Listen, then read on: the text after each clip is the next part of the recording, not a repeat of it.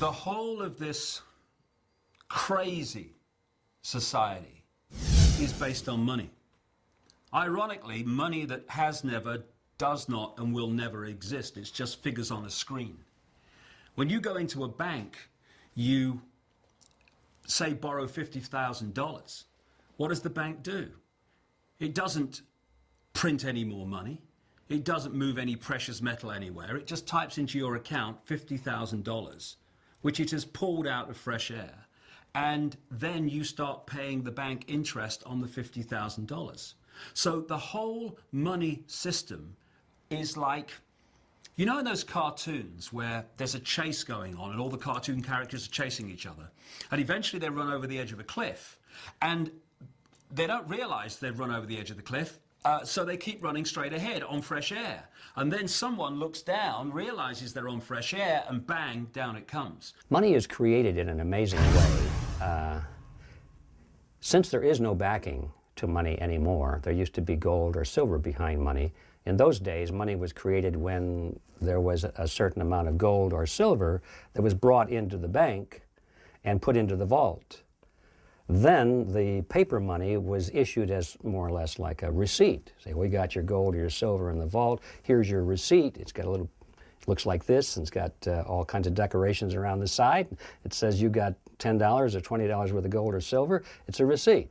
That was how money was created, and then you could bring the receipt back at any time and get your gold or silver swapped back out.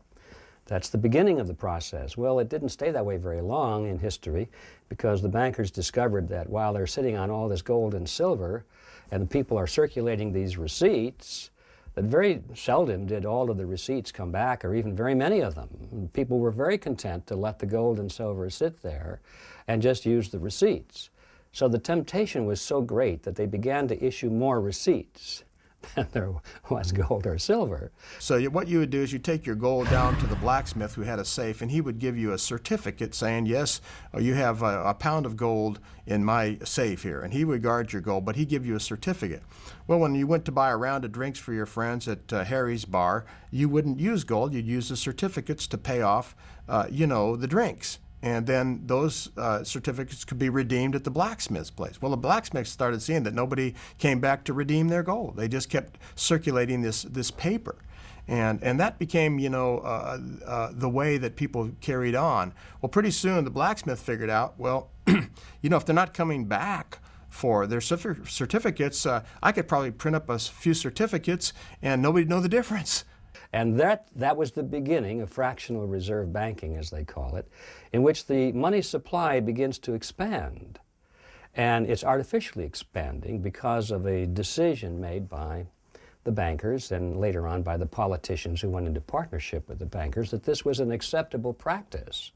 Of course, the danger with that is that if all of the, or even a substantial number of the depositors did want to take their receipts back to the bank and demand their gold or silver in return, there wouldn't be enough to keep the obligation.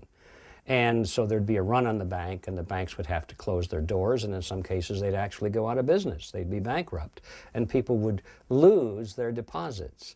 The bankers themselves very seldom lost very much. They might have gone to work for another bank or opened up a new bank down the street, but the depositors often lost a lot of money in this fashion, and that was the reason for going into partnership with the governments, because the governments would then say, well, the law says that the banks can do that legally. So there's no prosecution. You can't prosecute these bankers anymore because they didn't violate the law. Because of their partnership with the government, the law made it legal to do exactly what they are doing, which is one of the reasons that cartels like to go into partnership with the government.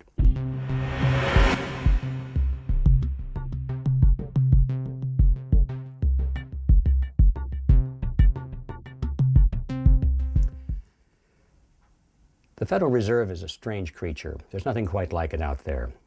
Most people think that it is a government agency and that it's here to protect the best interests of the common man.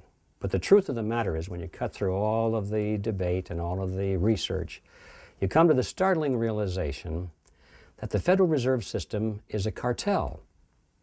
It's a cartel, no different really than a sugar cartel or an oil cartel or a bean cartel, happens to be a banking cartel. And that means that it is private.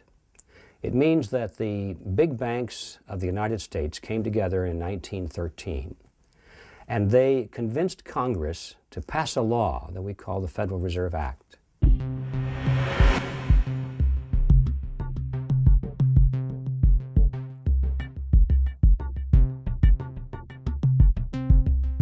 And this law became the embodiment of the cartel agreement. You see, what cartels do generally is they decide that they don't want to compete with each other. Cartels are made up of different separate companies which on the surface appear to be competitors. And they decide they don't want to compete with each other. They want to improve their profit margins and solidify their position in the marketplace. And so they want to get rid of competition, and they decide they're going to fix prices or divide up product or geography or something like that. And they come to cartel agreements to reduce competition between themselves. One of the problems with cartels is that it's very difficult to enforce those rules and regulations, those agreements. How do you do it? If a member of the cartel wishes to drop out and say, I don't want to play anymore, there's nothing that the other members can do, unless they have made that cartel agreement into law. Now, if they've taken the cartel agreement and they've passed it through the legislature of the nation, now it becomes law, and now when one of the members tries to drop out, they can call the government into play and use the police force of the nation to enforce the cartel agreement, which is why all cartels love to have government involved as a partner. And that is exactly what happened in the banking industry in the United States back in 1913. The Federal Reserve Act is nothing more or less than the laws of the rules and the regulations, the cartel agreement of the banking fraternity. It's how they decided they would reduce or eliminate competition between themselves. And they brought the federal government into it, the Congress, to pass that in the form of law.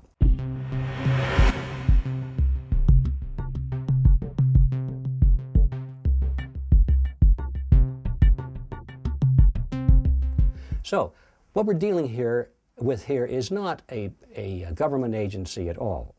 Now, it has some of the trappings of political appearance because the president appoints the directors to the board of directors and so forth, the board of the Federal Reserve System. But the fact is, Congress or the president has no control whatsoever over what the Federal Reserve System does. It's completely independent. So, the question arises, is this good or bad for the American people? We have a cartel which has been given the power to create the nation's money, incredible as that may sound, to create the nation's money, which is something that even Congress is not allowed to do based on debt. The Constitution of the United States says that Congress shall create money only when it's backed by coins, when it's backed by something like gold or silver, has intrinsic value. The Congress cannot create money based on debt, according to the Constitution, fiat money.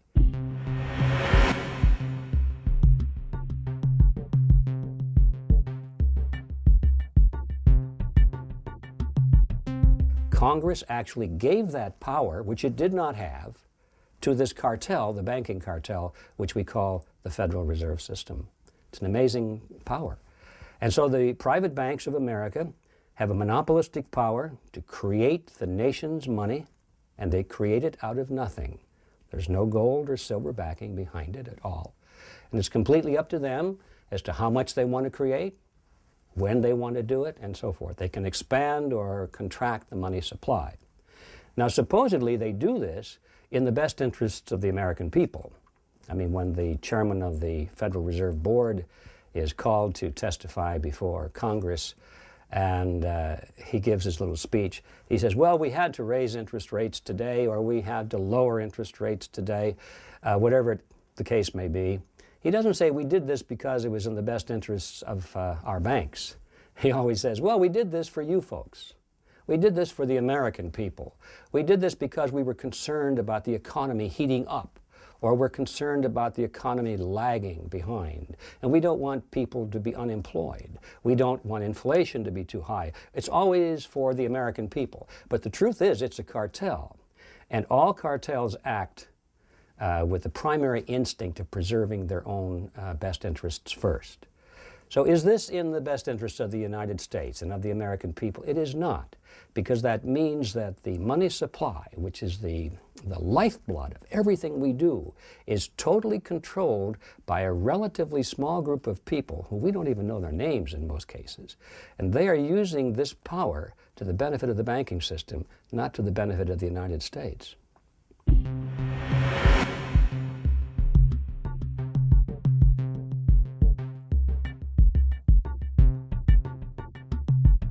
Well, here's how it works. Remember, I said before that the Federal Reserve really is a partnership between government and the banks. So when you have a partnership, there has to be a reason, an advantage to both parties to become a partner. So to understand how this works, let's start with the government side of this partnership. The government needs money. Politicians need money. They need more and more and more money for whatever purpose. But they don't like to raise taxes. They need more money, but they want to lower taxes because that's politically expedient. If they raised the taxes to pay for all of the government projects, why, there'd be such an uproar among the taxpayers that these guys would be voted out of office at the next election. So they don't do that. They increase expenses and they try and keep taxes low or lower than normal. How do they do that? Well, they borrow it. That's like anybody else would do. If you want to spend more than you take in, you can borrow. You can steal it, of course, which I think is another good analogy. But in this case, let's just stick with the part of borrowing it. So the government goes on record and says, we want to borrow money from the public. And so they offer these government bonds or certificates of some kind or another, treasury notes and bills, depending on their maturity dates. And they offer to pay back that money within a certain period of time, plus interest. So now they have this more money that they needed. The trouble with that, of course, is that after the period of time elapses, they've got to pay it back. Well, lo and behold, when it comes time to pay it back, the politicians are still spending more than they're taking in taxes, and so they don't have it to pay it back. Not to worry, they'll just borrow some more. So they go through a cycle. Well, this time we'll borrow enough to cover the old loans plus the interest and plus a little bit more to expand our government operations. And this goes around and around and around, and we have this thing called the rising national debt. It just keeps getting bigger and bigger and bigger because the politicians are never expecting to pay back those original debts. And in fact, they never will. And you'll see how that works in a moment. They know they never will. The money system will just fall apart before they ever have to face that problem. And that'll be, their children and their grandchildren having to deal with that one.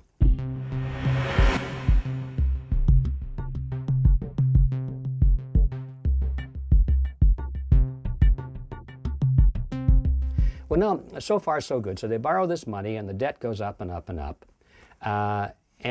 But there's so far there's no new money created because the money they have borrowed was money that was already in existence. Let's say that I wanted to buy a government bond, so I loan money to the government. No new money is created. They just got some of the original money back in the form of a loan. Where the new money comes into play is at a next step. You see, they never have enough. They never can borrow enough from the general population or from investment firms or from banks or from other countries. There's never enough money out there to borrow. They need more. And so this is where the Federal Reserve comes in. There's usually a margin, anywhere from 7 to 20 to 30% of what they need to borrow that just doesn't exist. Or in order for them to borrow it, they would have to raise the interest rates to attract that much more money in, and they don't want to raise the interest rates. So now they finally go to their partner, the Federal Reserve System. And they say, okay, partner, here's where you come into the game. We need to borrow today, let's just say another $1 billion. And the Federal Reserve officer says, okay, that's fine. Figuratively, he pulls out the desk drawer, pulls out this big black book, checkbook, Of course, this is all done by computers in reality, but for the sake of analogy here, it's a little easier to visualize with a checkbook. So he writes a check for $1 billion to the United States government and hands it to the Treasury official. And he says, "Thank you very much." He goes down and deposits this $1 billion check into the government's checking account. Okay, so now they have another $1 billion loaned, supposedly. The question is, where did that money come from? What account did it come from? Who put the money into the Federal Reserve System for that $1 billion to be loaned? And the answer is, nobody did. There is no money. It just came out of thin air. It was manufactured just for the purpose of this loan. Now, if you and I were to do that, we'd go to jail. But the Federal Reserve can do it because the government wants them to do it, because they're the lender of last resort. It doesn't make any difference if they can borrow enough money from the private sector at the rates they want to offer. It doesn't make any difference because they know at the last minute they can always go to the Federal Reserve, and by obligation, the Federal Reserve will create that money out of thin air, just the way they used to do it on the printing presses. Except today they don't use printing presses for most of it because it's checkbook money. It's in a computer, it's digits, it's invisible. They just create it out of thin air. And now this is new money, and the money supply expands on the basis of what money was created for this loan.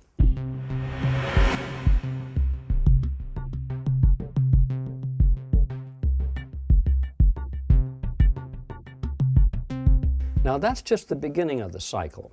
That's really the smaller side of it. This is really peanuts compared to the next cycle that I'm going to describe. So far we've talked about why the government is in this partnership, and we can see that their primary motive is because they can have access to any amount of money that they might need at any time without any questions, at any rate of interest they choose to offer. Not a bad deal. But now let's see what happens to that money. Let's assume that the fellow who delivers the mail, the post office worker, gets a check from the post office for $1,000. And now that was newly created money through the process which I just described. It's newly created money, and the post office worker doesn't know that it didn't exist the day before anywhere in the universe. He doesn't care. It's spendable money now. So he takes this check to his private bank, commercial bank down the block, and deposits it into his private checking account. Now, finally, the money is out of the government side and goes into the private commercial banking side, and this is where the action really heats up.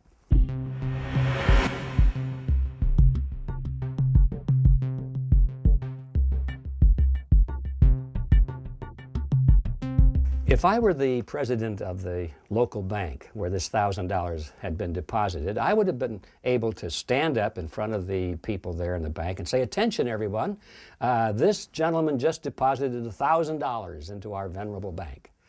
And everybody would be happy because generally people go to the banks to borrow money. A lot of them do.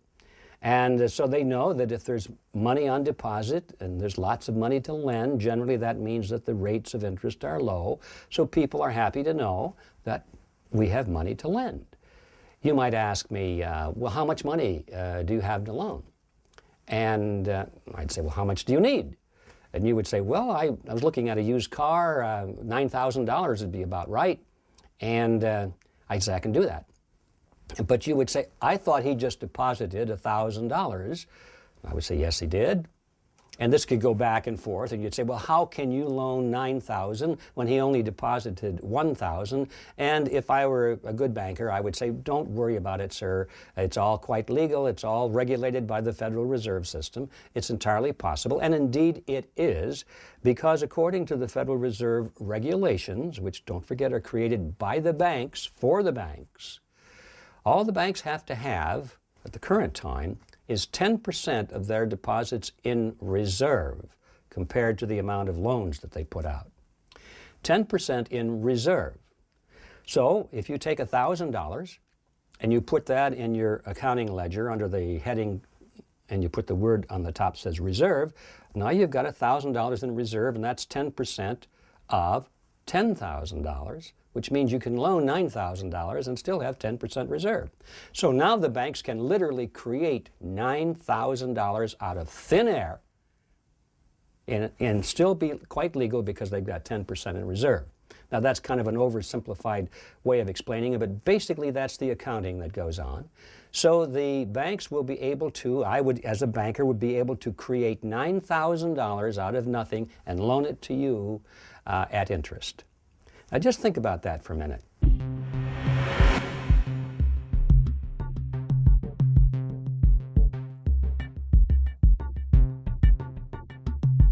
When the government gets money created out of nothing by the Federal Reserve, it uses it for its purposes. It spends it on its programs.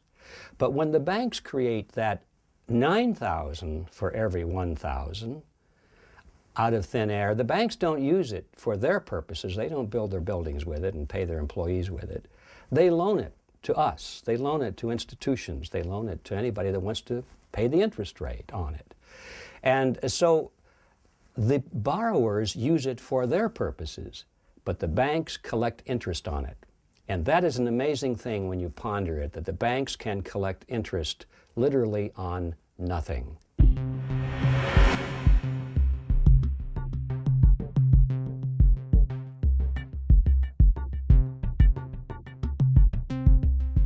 So when the banks say we're going to earn 3% or 3.5% on the money we have on deposit, they're not telling you the whole story, because that money on deposit is used to leverage the creation of 9 times more money. So whatever that interest rate is, you can multiply easily by 9, and that's closer to the real effective interest rate that the banks are making. Or if you wanted to be more authentic, you would say, since this money didn't exist, in fact, there is no money, they're collecting interest on nothing, then the interest rate really is infinity. So it's not a bad business to be in, you might say, which is why, of course, the banks are doing pretty well. And so you're able to create, for every $1 billion that's created out of nothing in order to loan to the federal government, now the commercial banks are in a position to create an additional $9 billion and push that into the economy, also created out of nothing, but push that into the economy in the form of private loans. This is how money is created, not only in America, but now in most of the world, which follows this general pattern. Actions have consequences. This creation of money and expansion of the money supply has a consequence. And not only can the supply expand, but it can also contract. And so we have this boom-bust cycle, which would be very difficult if money were based on gold or silver, because the supply could not expand or contract rapidly or at the whim of some committee or some political group or some motive like that. It depends on how much gold and silver there is.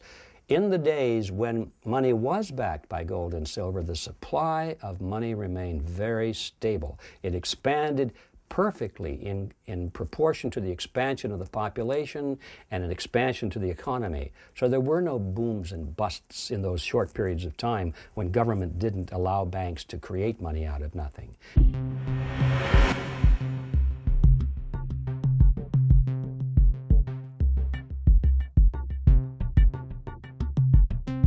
I think the classic example is in the 1920s, you could have taken a $20 bill or a $20 gold piece, because at that point they had a 1-ounce gold coin which they used as currency, and it was the same value as a $20 bill.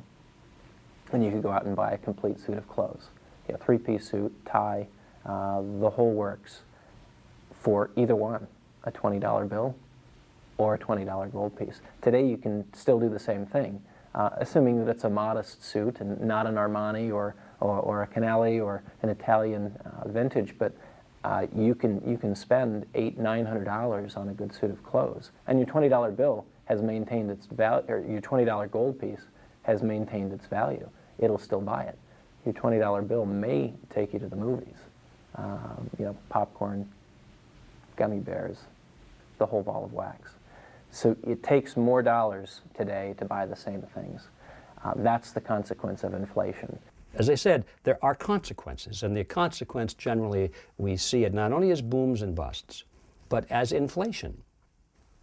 Right now we're going through a tremendous inflationary period, and I think we're going to see a lot more of that in the future, probably to the extinction of the value of money entirely.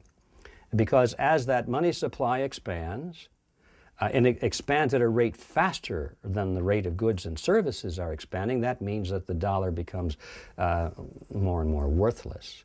And I think the best way to illustrate that is to realize that if we had lived in ancient Rome and we had a 1-ounce gold coin of the realm at that time, that would have purchased for us a very fine toga, a handcrafted belt, and a pair of sandals. Today, thousands of years later, if we have a 1-ounce gold coin with no particular numismatic value, no collector's value, just the value of the gold, we can take that to the bank, exchange it for Federal Reserve notes, run down before it loses value, run down to the clothing store, and buy a nice suit, a handcrafted belt, and a pair of shoes. The value of 1 ounce of gold, in terms of purchasing power, has not changed drastically in thousands of years and never can. And the money supply should be based on that kind of a solid principle so that you can depend on its purchasing power. But when you've broken loose from a backing in the monetary system, and now you have just politicians and bankers deciding how much money is going to be created, now you've got this expansion, you've got the devaluation of the purchasing power of the dollar, and you have this thing called inflation, which means that your savings are being wiped out. The truth of the matter is the average man today, he can work a whole lifetime, and he can put his savings into a savings account in terms of dollars, and when he gets to the end of his career, those dollars will be withered and withered and withered and practically zero. So inflation is a tax. It's a hidden tax, but it's a very real tax, and it's perhaps the most dangerous of all the taxes. That is the heritage of the Federal Reserve System.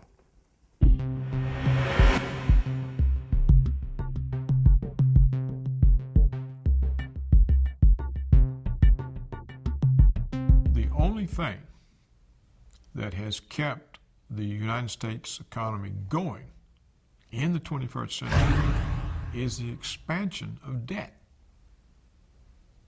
It's all based on a buildup in consumer and government debt. The main way they kept it going was they gave credit cards to everybody. And if you maxed out this one, you started on another one. Even more important, Alan Greenspan, in order to cover up the job loss from offshoring, put interest rates down to an enormous low and created a housing boom, because what's important to people is not the price of the house, it's the monthly mortgage. And when you get rates as low as Greenspan had them, the monthly payments drop. When monthly payments drop, housing prices tend to go up. And so people who already had a house saw big rises, and they refinanced the house and took out the money and spent it. And so we've had an economy moving along in the 21st century because people are running up credit card bills, and because they were refinancing rising house prices and spending the equity they had in their homes. Now, what's happened? The housing boom is over. There's a bust. Associated with that bust, we have these very curious financial instruments, these subprime loans that were packaged and sold as derivatives, and now they are tending to bring down the entire banking system. And what are financial institutions holding these subprime derivative, these securitized packages? What they're doing to maintain their balance sheet is to sell off their good assets, their stocks in good companies, their bonds that aren't in trouble. And so that's pushed the stock market down, do you see? So the balance sheets of the banks are impaired. No one knows where this is going to end. We've had dire predictions. I don't know where it's going to end either. But these huge amounts of these subprime derivatives and securitized loans that people hold. There's no market for them. No one knows how bad the hit is. And so now the Fed wants to ease money and put more money into the system, but the banks are impaired. Do the banks, who they're going to lend to? They're going to lend to consumers who can't hold on to their homes from their mortgages, whose credit cards are maxed out. Do you see what I'm saying? Throughout history, no nation has ever abandoned a solid monetary system. No nation has ever taken on fiat currency, which is the currency without solid backing, without having its economy destroyed. There are no exceptions. And I see nothing that gives the United States a free ticket. I don't see any reason that the United States should be exempt from this law of history. It seems to me that we have gotten by pretty well, even though we have followed terrible economic practices. We have delayed the day of reckoning, primarily because the United States dollar was the international exchange dollar. It was the dollar of settlements. And everybody wanted it. No matter how much we produced, it seemed like there was an endless demand for it around the world because they always knew somebody else would take it. So there was a lot of psychological element involved there. That era is coming to an end. In fact, I think it has already come to an end, where nations around the world eagerly want the United States dollar. They realize that we are debauching the dollar so quickly now, we are inflating it so quickly, that it's no longer a desirable currency to have. And so they're looking for alternate currencies. It could be the euro, it could be the yen, it could be anything, but they don't want the US dollar because they know if they hold that dollar very long, they're going to be losing value.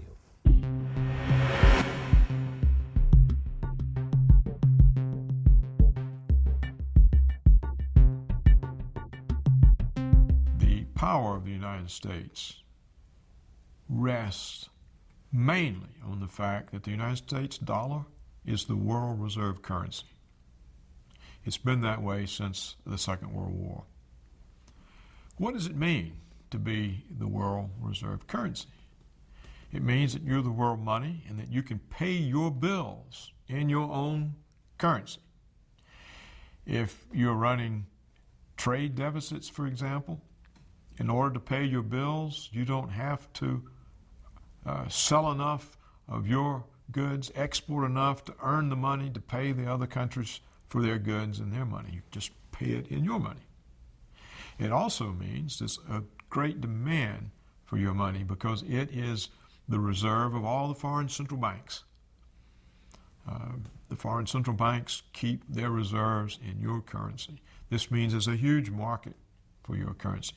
It means that markets for your assets denominated in dollars, is vast. This means you become the world financial center because any instruments, any investment instrument issued in dollars is liquid. It's marketable anywhere. So these are enormous advantages. They're the advantages that Britain once had. When you lose that advantage, you lose a lot.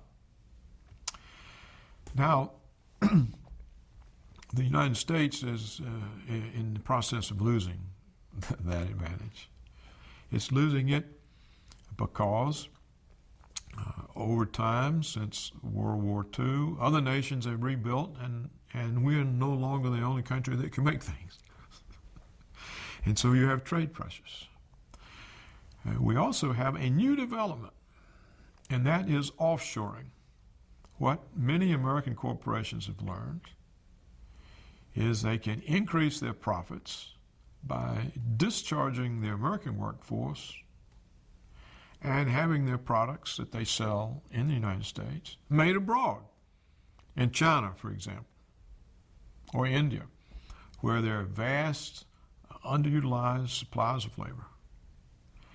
And there's pressure on companies from Wall Street to improve earnings. and the pay packages of top management are related to performance. So now that it's possible, with the collapse of world socialism around 1990, American firms have been moving more and more of their production for American markets offshore. This is doing two things to the economy. Every time an offshore good comes back in, it counts as an import, so it automatically raises imports. So every time an American firm moves a factory abroad, American gross domestic product goes down, foreign gross domestic product goes up, and the trade deficit goes up, or imports go up, which makes the trade deficit go up. So what we now see is we consume about $800 billion every year in goods, more than we produce.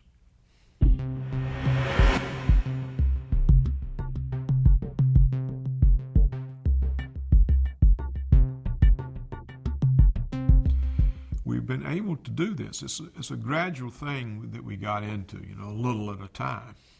We're able to do this because people were willing to accept the dollars as payments. It was the reserve currency.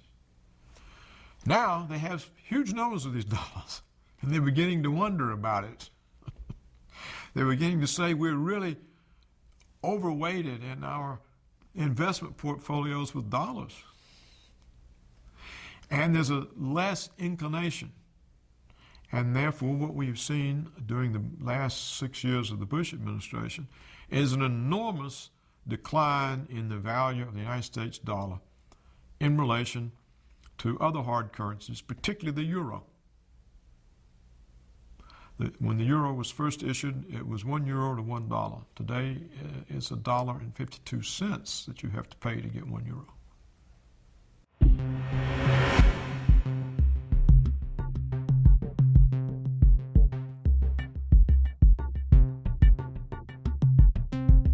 This is an enormous decline.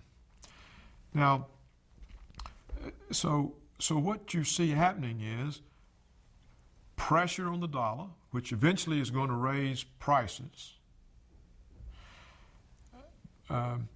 pressure on jobs. In the 21st century, the United States has been able to create net new jobs only in domestic services, non-tradable services. We're not creating jobs in exports.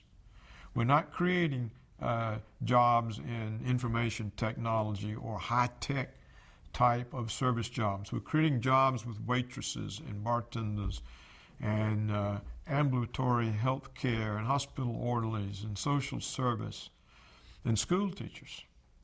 So that what were very strong and important ladders of upward mobility so people could rise up into the middle class and higher are being dismantled by the offshoring of middle class jobs and by the importation of foreigners on work visas. If you don't want to hire an American engineer, you claim a shortage, and then you bring in one from abroad at a much lower salary. And so we see the impact on science and engineering in the United States, research, development. These sorts of things start stagnating and slowly eroding. And in manufacturing, you lose all the supply chains that are in the process that enable you to be able to make something. This piece of the chain is moved offshore, and then this piece moves offshore. And then before long, the sort of middle-level firms who were supplying the big firms, the big firms don't want them anymore. They've offshored. So this then hits the tax base of local communities. When you outsource manufacturing jobs to Asia, and then you insource cheap labor to drive down the price of labor for the jobs that remain, it becomes like the back of the shampoo bottle. It's like shampoo, rinse, repeat. And you really see it. The Mexican government was building a $2 billion deep-sea port in Baja Peninsula. And you really can see it there. So you outsource manufacturing to Asia. And then once the port is open on the Baja Peninsula, you import the manufactured finished goods into Baja, where you skip OSHA, you skip the Longshoremen's Union, and then you put it on NAFTA trucks and drive it into a Walmart in the middle of the country. So you see what can obviously happen on that cycle. So, and what gets washed out of that is a whole class of jobs, essentially, the business model has said that it is no longer economically viable for certain types of jobs to be done in the United States of America. Light manufacturing is clearly one of them. Maybe heavy manufacturing is one of them. It becomes a real problem in certain critical industries. For instance, we've been throwing pork barrel spending at some shipyards down in Mississippi. Trent Lott was very good at getting that money for the shipyards down there in Mobile. And we really needed to do it. This was good, healthy pork because, you know, in a time of national emergency, you can't just flip a switch and start building ships. You have to have an infrastructure, and you have to have a workforce that knows how to build ships, which means that, yeah, we'll have to waste some money building some unnecessary ships just to keep at least the seeds of an infrastructure of a shipbuilding industry in case there actually is a need for that emergency. Offshoring is a fancy way of saying your job is in question because you can be replaced for a fraction of your cost. If you're paid $19, $20, $30 an hour, you can be replaced by someone who's willing to do the same job for $1 an hour, 25 or even 50 cents an hour, with no benefits, with no pension. And so the direction for Wall Street firms, for corporate America is clear. If you need to solidify your profit margins, that's the first place to go, is renegotiate your labor contracts and start moving the jobs someplace else. The implications for the worker are this: you're out of a job. That's just plain and simple. You don't have a job, which means you're probably going to have to retool and re-educate because that job's not coming back. It's tough. It's easy to go from paying someone $30 an hour to 25 cents. Pretty difficult for the company to reverse that and go from 25 cents back to $30 an hour. That's not good for the bottom line at all. The jobs that are gone for good. In addition to that, we're shuttering the plants. We're shuttering the facilities that have created the nation's wealth. They're gone. We're making them go away. We don't need them. We don't need them. In a global world, as the argument would go, it's better to utilize resources where they're cheaper. And, you know, so do we get a cheaper toaster oven at Walmart? Yeah, you get a cheaper toaster oven. But it's a hidden bargain. To me, it's a bad bargain. Because what happens to the guy that used to make the toaster oven? What happens to his family? Now the social costs of that are passed on to the community that no longer has a factory, that now, like, you know, when Maytag used to make their stuff in Galesburg, is it Galesburg, Illinois? Somewhere in Illinois. And they were there for 75 years, and they got tax credits to stay, and they left anyway because their workers were making $15 an hour, and they moved the factory to Mexico where they were paying people $1 an hour.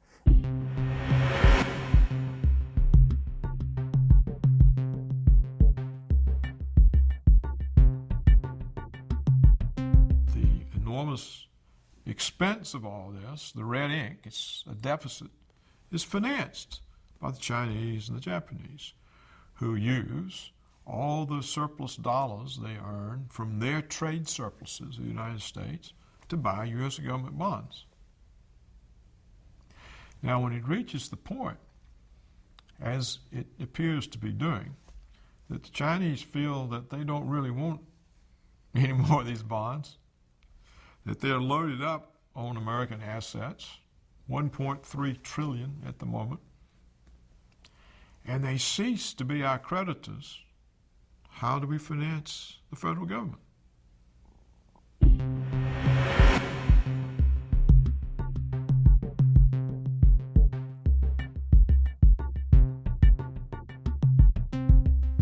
The American saving rate is about zero, so the Americans can't buy the bonds. People haven't had any, the median income of families has not gone up in the United States in a couple of decades, perhaps longer. There's no growth in the real income of anybody outside the very highest income levels. So, and they're all struggling They're drowning in credit card debt. Many of them now can't deal with their mortgages. How are you going to raise the taxes? So if you put all that together, you can see that it's headed to a new kind of crisis. And if the United States government wakes up one day and has to deal with the fact that the dollar is no longer accepted as reserve currency, what is it going to do? I think the end of the era is upon us. All of those dollars that they generally call euro dollars that are all around the world, what are those people going to do with them? They don't want them anymore. So they'll start looking for ways to send them back to the United States and buy things while they still can, before the value is completely gone. And so we're already beginning to see this reversal of the cash flow back into the United States. And the money is coming in tremendous quantities. So not only do we have, oh, by the way, why is it coming in? What are they doing with it? Well, they're trying to buy up our goods and services, or buy up our politicians, or buy up real estate or corporations. They're even buying up banks now, you might have noticed. They're sending this money back to the United States to buy a strong interest in some of the biggest banks of America. The banks need the money. And sometimes the pundits will say, well, look, we're getting capital back into the United States. No, they don't understand the difference between money and capital. Capital is wealth. Capital is ownership. Capital would be a stock in a corporation. Money is just pieces of paper. So what we're doing is we're losing capital, real capital, which means ownership in the productivity and the business entity of America. We're shipping the capital out and getting worthless paper dollars back in. And so that's what they're doing with this money. And so not only is the Federal Reserve expanding the money supply very rapidly to pay for all of its programs, to pay for its wars, to pay for its welfare, to pay for bailing out people whose homes are in trouble. They're just creating money like crazy to do this without raising taxes. And now we got a proposal to lower taxes while they're increasing spending. The insanity is incredible. Not only is that happening, but all this other money for the past 30, 40, 50 years that's been around the country is also coming back in. And you don't have to be a rocket scientist to figure out when all this money comes into the United States, it just gets more and more worthless. And your savings and my savings will become worthless too. The price of a loaf of bread, Lord knows what it's going to be, but it's going to be many times higher than it is now. A depression is a period of time during which most people's standard of living drops significantly. There are other good definitions of a depression. That's a nice, broad, general one. And I believe that because there is such a thing as the business cycle, which we don't have time to go into now, but the problems that we had in the 1930s, we're going to see that type of a phenomenon again. It's not going to be like the 1930s, it's going to be different. The similarity is going to be a massive drop in the general standard of living. And I call it the Greater Depression. The U.S., especially for the last 15 years, our main export, our main product has been dollars, which are unbacked liabilities of the U.S. government. And we've been able to ship these things abroad by the trillions, and these nice foreigners ship us all kinds of good things. They ship us Mercedes and Sonys and cocaine and oil and all kinds of things, and we just give them dollars. But now there's 6 trillion of these dollars out there, and these people are starting to realize that they're holding hot potatoes. And they don't want to all run towards the exits at once, but they know what they've got. They've got just pieces of paper that are unsecured liabilities of a bankrupt government. And these dollars are going to start flowing back into the U.S. And inflation is going to explode in this country. Interest rates are going to go through the ceiling.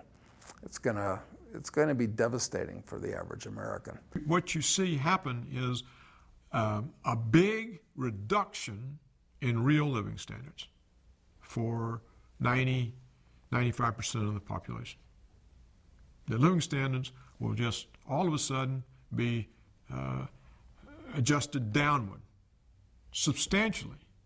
Now, many of these people are already hard-pressed.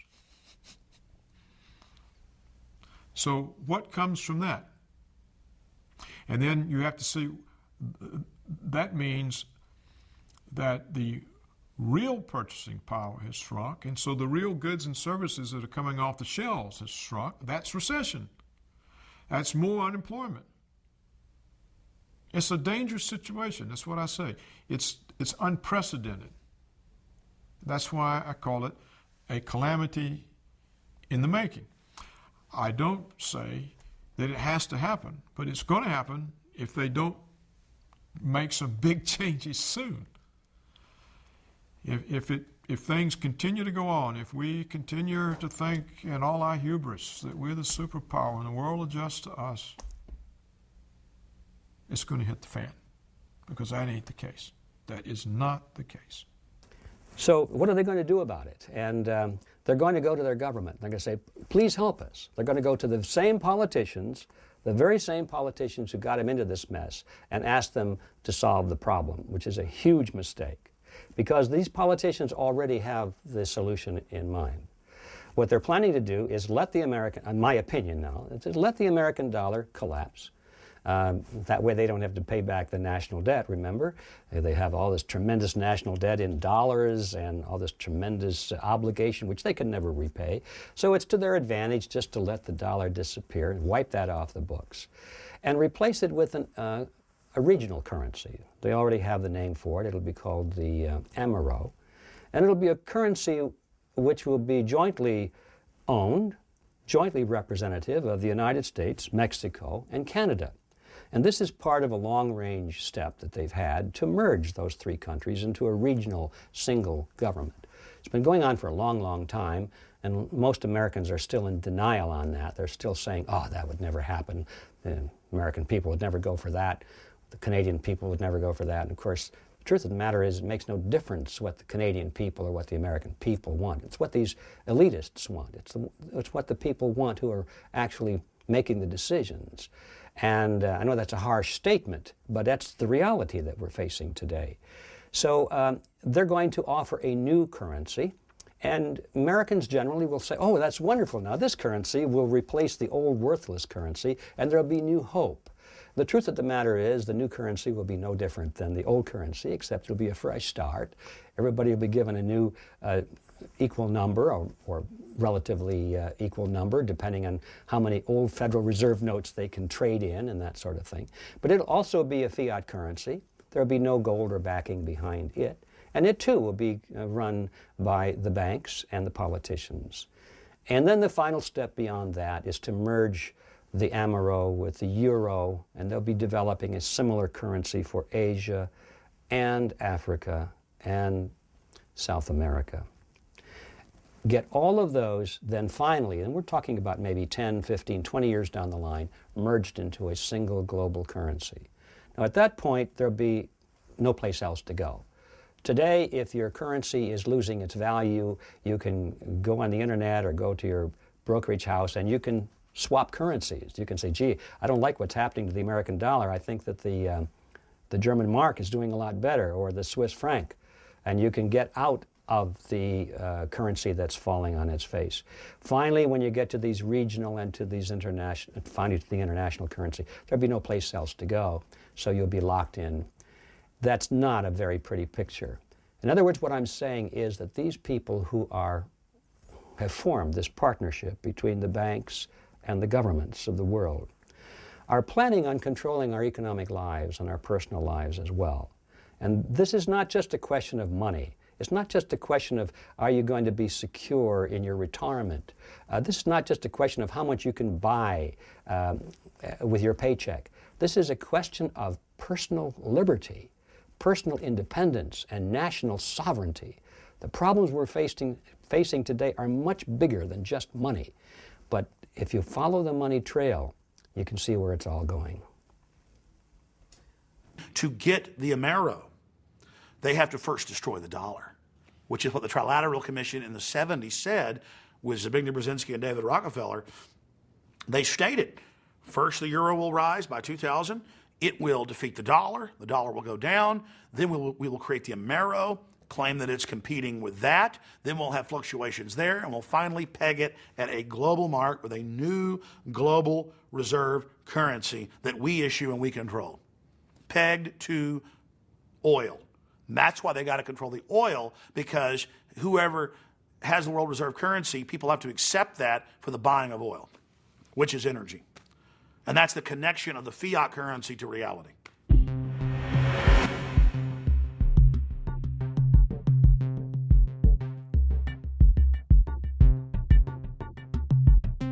I spoke years ago at a conference, an economic conference, about the world economic system. And this guy came up to me afterwards, and he was someone who got his money, playing the Las Vegas casino, known as the Wall Street and the commodity markets and all that stuff. And he wasn't very convinced. Anyway, I met him 3 months, 4 months later, and he said, my goodness me, he said, I can see what you're saying. He said, what I've noticed is every time Alan Greenspan, then head of the Federal Reserve, was about to make a statement, 2 or 3 days before, the major players in the stock markets, commodity markets, etc., got into something and out of other things. And every time, the effect of Greenspan's statement has been to push up what they got into and push down what they got out of. Why? Because they wrote his statement. The whole economic system is about whether people have confidence in it, and the confidence comes from the people who run it. And so what we're going to see, and we've started to see this with Greenspan, is we're going to see more and more negative statements about the economy, and we're going to see a breaking of confidence in it, and therefore we're going to see its demise, its collapse. Now, this won't collapse catastrophically for the elite, because people say to me, well, why would these elite people, why would they crash the stock market when they had lots of money in it? Well, if you know a stock market is going to crash, or a commodity is going to crash because you're the one who's going to crash it, then what do? You get out of it just before the crash, you let it crash, and then you buy up vastly greater amounts of that at a few cents on the dollar, and then you increase the confidence, and up it goes again, and now you own vast amounts more than you did before. There was the famous infamous story, of the Rothschilds at the time of the Battle of Waterloo, when the Rothschilds put out the false rumor in the London financial district that Britain had lost the Battle of Waterloo. And of course, everything crashed. And then came along the real news, the real truth, which is they'd won the Battle of Waterloo, and the stock market went flying up again, except when it crashed, the Rothschilds had agents all around buying up stocks on a few cents on the dollar. And at the end of that day, the Rothschilds were vastly more wealthy and powerful than they were before. So if a stock market crashes, or an economic system crashes, it's because those who move trillions of dollars around it every day have made it crash. And in a world where money is king, where money decides choice, where money decides life possibility, what greater way of creating chaos and fear than a collapse of the economy? And we're already seeing that happen.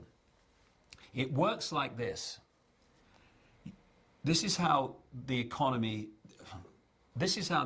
system has worked for centuries and still being applied today. It's real simple, and this is how the elite few have trawled the wealth of the world and created booms and busts at will.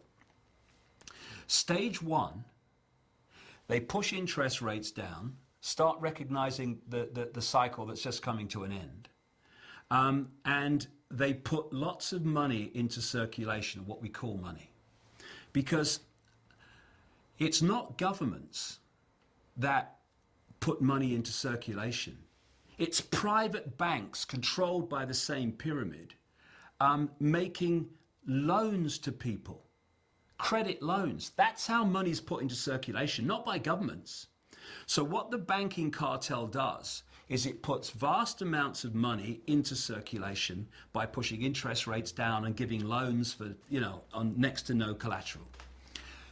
What happens then is there's lots of economic activity because there's lots of money swirling around, so there's lots of units of exchange to buy goods.